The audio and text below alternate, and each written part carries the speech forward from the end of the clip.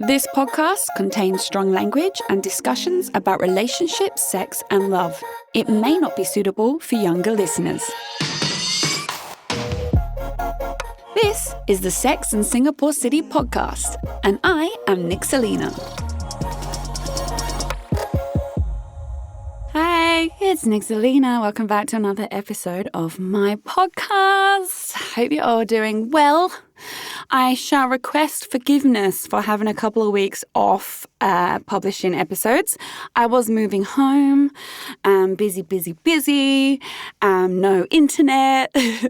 You know the drill when you got to uproot and get everything sorted. So thank you for bearing with me. I think it was only perhaps 2 or 3 weeks I was gone. I'm here now.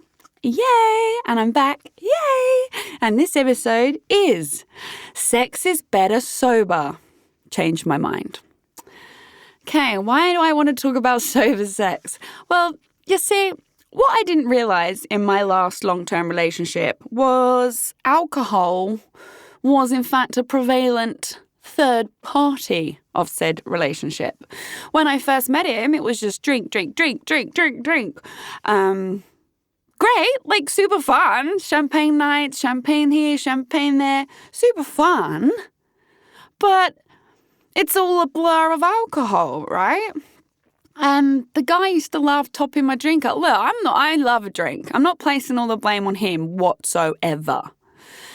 But what I want to reflect on is drink, top up, drink. So by the time come the next morning, most of the night was a blur for me. Not for him, for me.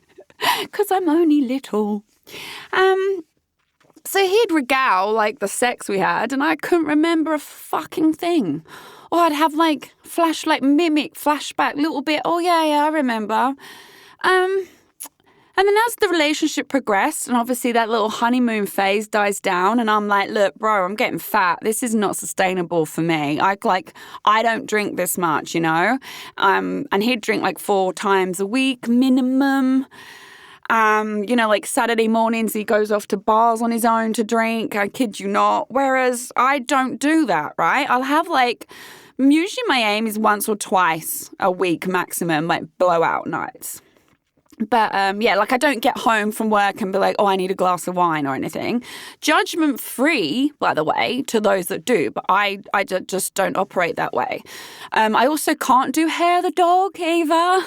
If I drink the night before, if you try to give me a beer the next day, it's a hair of the dog, I'd probably vomit into the bottle of beer. So in this relationship, alcohol played a heavy part, and as did drunk sex, right? And as the relationship progressed, or shall I say declined, it's all fun and games at the beginning, isn't it? When you don't know the person. Then you get to know him and you're like, fuck, you're an arsehole.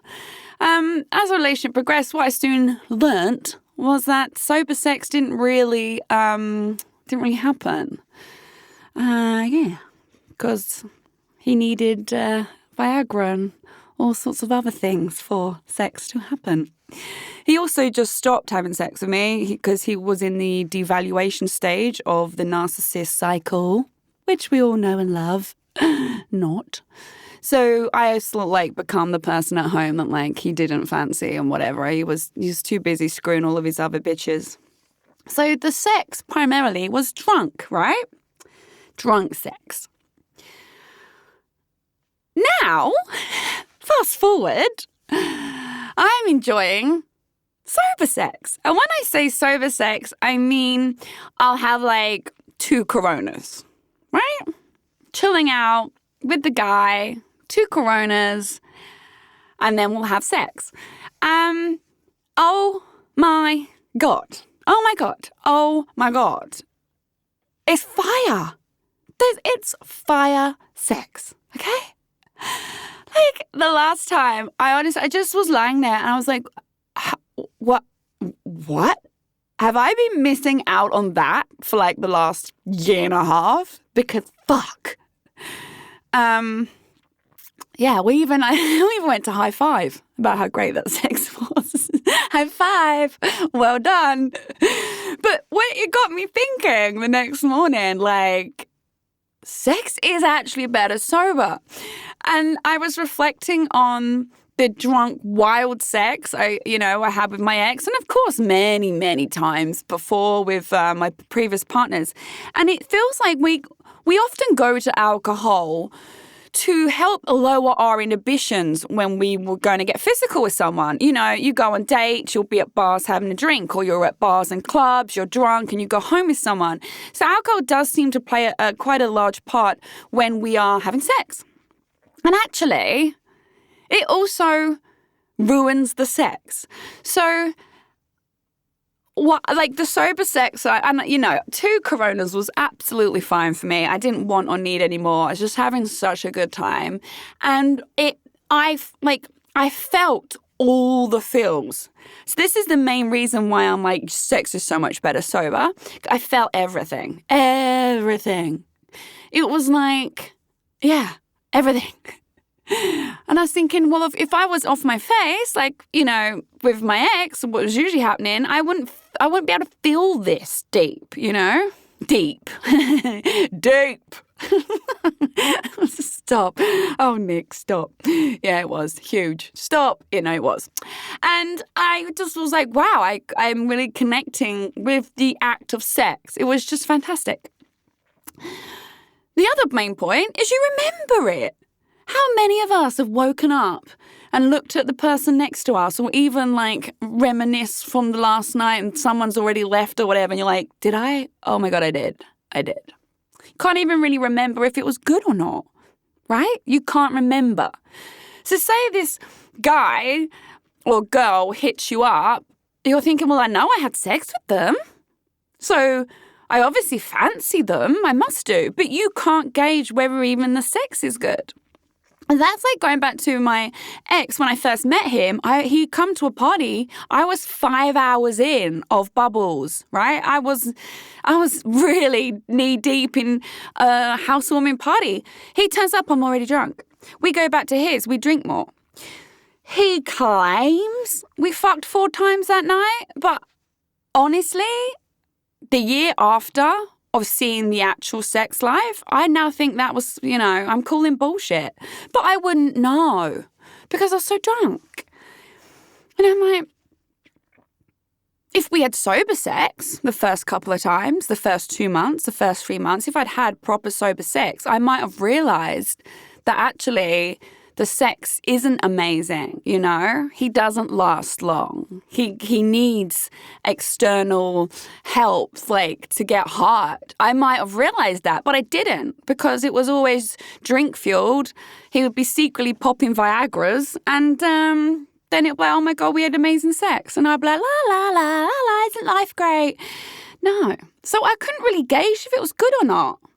By the time you do start to objectively look back at the sex connection, usually you're so emotionally connected that you almost fabricate a great sex life. So I did love sex with my ex, but that's because I was emotionally connected to him. It wasn't the act of sex itself. And now I'm having sober sex that's fire. Now I'm like, oh, okay, now I get it. Because I'm not, emotionally embroiled in it. I'm quite objective and I can just be like, that was fucking great. I want that again. And then I can look back and be like, hey, I don't recall or remember a bedroom session that fire before. And I was going to marry the guy, So for me, you can gauge if the sex itself is really good if it's sober sex, right? Another point of why sex is better sober is you're more likely to practice safe sex. Let's call a spade a spade. How many of us, right, have been like, oh yeah, got the condoms. Yeah, I'm ready. Yeah. And then in the heat of the moment, we don't do it, do we? Hands up. Put my hands up now if that's happened in the past where you neglected your safe sex. Put your hand up, please. My hand's up here, not proud. But yeah, if you're sober, you're more likely to be like, yo, I'm not on the pill, or I'm on the pill, or we need a condom, or are you clean, am I clean, and have a conversation. When you're off your face, you're like, yeah, let's go home. Yeah, fuck it, my place or your place, way. And all that logic and rationale goes out the fucking window, as does your memory of said sex. But also having sober sex, one of the main points that I love is you actually end up requesting for your needs to be met. So you're able to be like, that hurts, or no, I don't like this position, or put your hand here, or stay down there longer, or whatever it is. You're more likely to vocalize what you want because you're in a sober frame of mind. You're in the moment. You can feel what's going on, You're not just lying there drunk and this guy is fucking eating you out like he's licking a lollipop badly. Or worse is when they go down on you for like a couple of minutes and they're like, right, done, my turn. And you're like, what? Fucking stay down there. Like at least another 10 minutes, bro. What are you doing?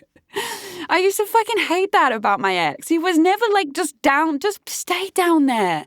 Why do you think I'd like a 5-minute quick lick and then I'm suddenly going to come all over your face and be in ecstasy? No, graft more.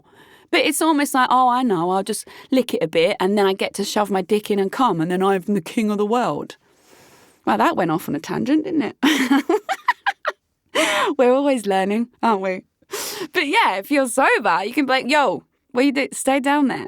I don't like that. Move your fingers that way. No, you're not doing it right. Or this is amazing. Don't stop. Don't fucking stop. Don't stop.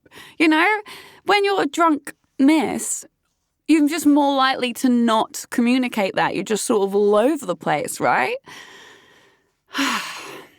So yes, in my opinion, my new awakened opinion, sex is in fact better sober. I understand alcohol does help lower our inhibitions. And of course, usually that means we are more likely to have sex as well. Because, you see a hot guy or girl at the bar, you're feeling it. You're thinking, you got some Dutch courage, you've had a few beers, and you're like, yeah, I'm going in. If you were sober, you might not make that step.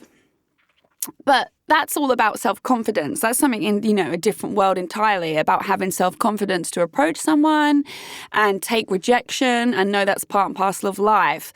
That's a very different category to what we're talking about here. But this is what I mean. Like, have a couple of beers is fine. If you need to just loosen up a little bit, a glass or two of wine is fine. But I'm talking about drunk sex, like you're off your face, versus your sober sex. And take it from me, sober sex is fire. Fire. Like afterwards you're lying there looking at each other like, I know. I know exactly what you're thinking because I'm feeling it too. Change my mind. Come at me with stories of drunk sex where it's also been fire. I want to know whether you agree with my newfound reasoning or you think sex is just better drunk because you're more likely to have sex when you're drunk. So it's the law of averages, isn't it? You're upping your possibility of having sex when you're drunk. But you are also upping your possibility of sleeping with someone you are mortified about in the morning and greatly regret. Or you're also upping your possibility of being sucked in to someone who's presenting their fake self and who is an absolute knob. There we go. That's my rant over, and it is a rant. Slide into my DMs on Insta, please, for your opinions on this, at Nixalina, Nixalina. And I will see you all next week. Thanks for listening to the Sex and Singapore City podcast. This episode was produced and hosted by me, Nixalina, and recorded at the Splicecast studio in Singapore. I'm available to listen to on Spotify, Apple Podcasts, Google, and all major podcast listening apps. Do subscribe to enjoy a new episode every Monday evening. Please do give me a 5-star review. It helps other people also find my podcast. For more awesome content and features to read, you can check out my website, sexandsingaporecity.com. That's sexandsingaporecity.com. I'm also on social media. Simply search @Nixalina, Nixalina, to find me. Don't be shy. Come say hi.